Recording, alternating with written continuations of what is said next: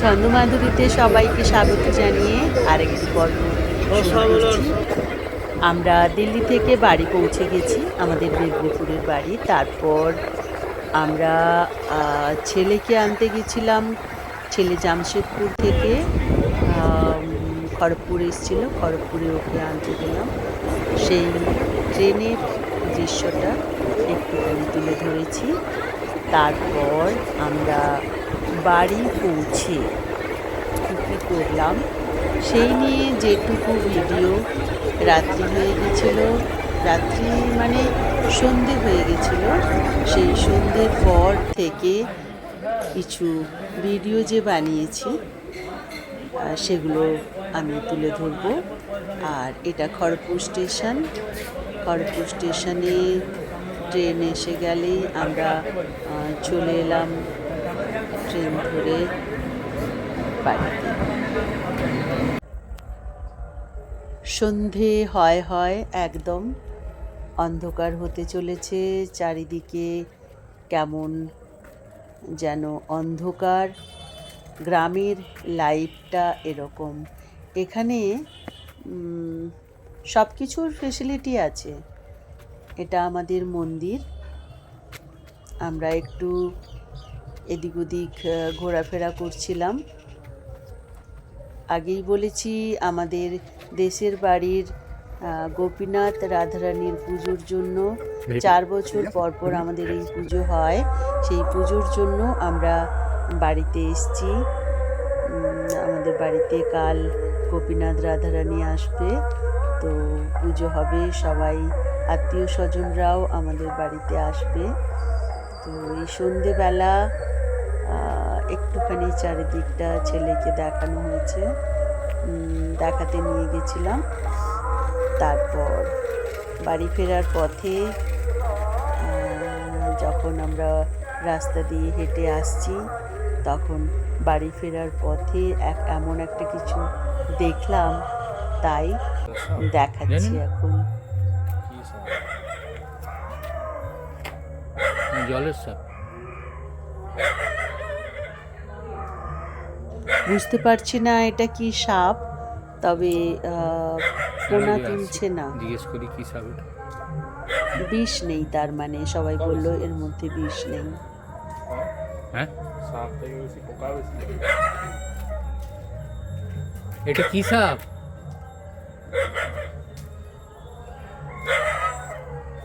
ছেলে তো একটুখানি ভয় পেয়ে গেছিল।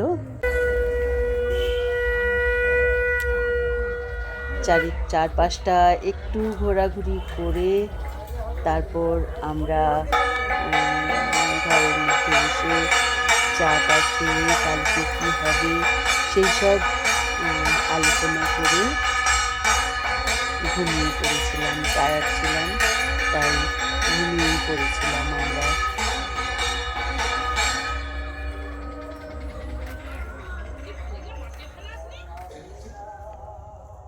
সকালবেলা, পরের দিন সকালবেলা মন্দির সাজানোর পালা। মন্দিরটাকে খুব সুন্দর ফুল দিয়ে সাজানো হচ্ছে। এখানেই গোপীনাথ রাধারানী বসবে, তো পুজো হবে, এখানে কীর্তন হবে। সবাই এসে এখানের আশেপাশেই সমস্ত কিছু করবে। কীর্তন হোক, সবাই ওই কীর্তন দেখার জন্য এর আশেপাশেই সব বসবে। তো এই জায়গাটাকে খুব সুন্দর করে সাজানো হচ্ছে একদিকে। আর একদিকে কি খাওয়া দাওয়া হবে। দিনের বেলা তো অনেক বেশি জন খাবে না, তো কি খাওয়া দাওয়া হবে, সবাই বৈষ্ণবরা এইসব খাবার দাবার বানাবে। আর তার জন্য কয়েকজন, জাস্ট ঘরের কয়েকজন, আমাদের যারা রিলেটিভস বাড়িতে এসছে তাদের, আর কিছু জনের জন্য যারা আশেপাশে কাজকর্ম করে দিচ্ছে ওরাই।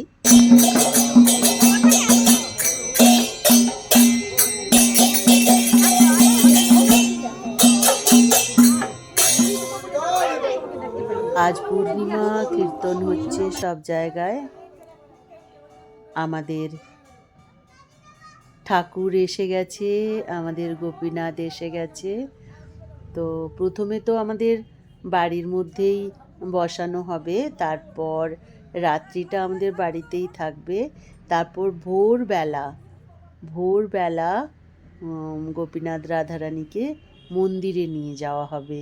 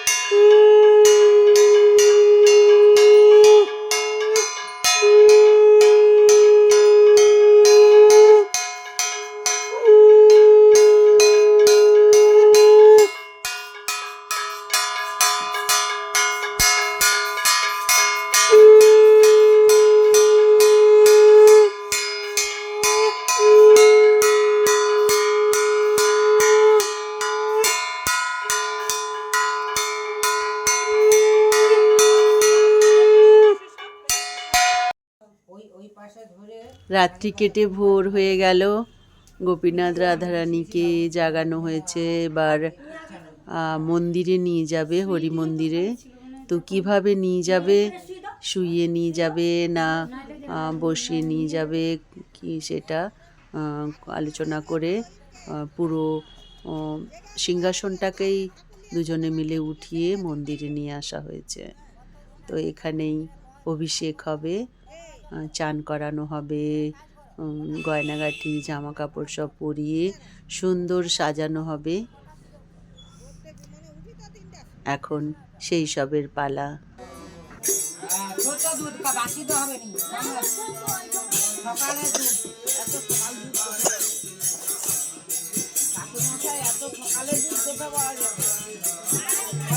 গোপীনাথকে চান করাতে হলে গরুর দুধের দরকার, সেই দুধ কোথায় পাওয়া যাবে সেই নিয়ে কথা হচ্ছে। গরুর দুধ সকালবেলা মানে কাদের বাড়িতে আছে সেটা খোঁজ খবর চলছে এখন।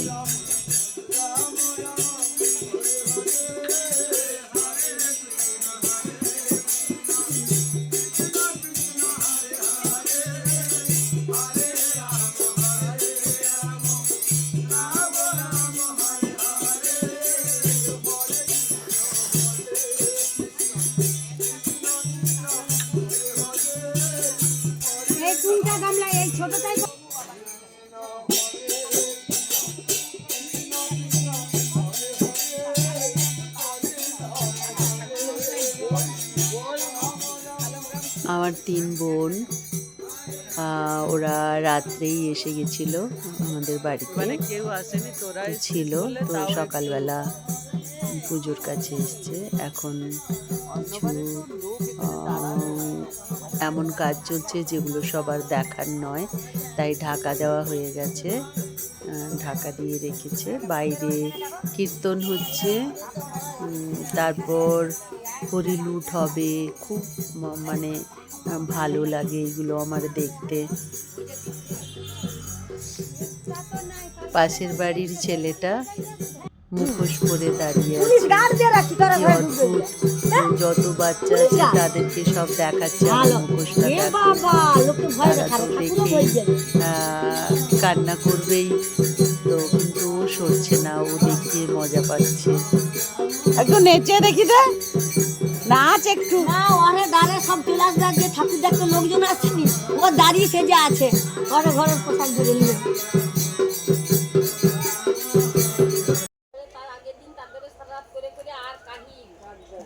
পারেনি সব জায়গায় হচ্ছে না, তারা আসছে এখানে দুপুজোগ আসেনি, একসাথে যদি ওটা চলে আসছে ঠিকঠাক হয়ে যেত। বসে বসে ই করে দিয়ে গোপীনাথ রাধারানীকে চান করানো হচ্ছে। আমি নিজ দিয়ে একটুখানি তুলে ফেলেছিলাম, যদিও এগুলো দেখতে নেই। যাই হোক, আমি তুলে তো ফেলেছি, কিছু করার নেই। তো আমরা বসেই আছি এখানে। ওকে বলতেছে ও একটা কাজ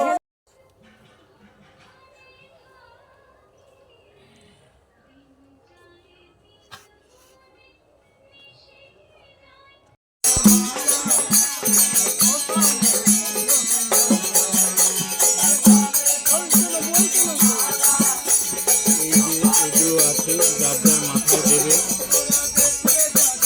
ওটা নিয়ে এই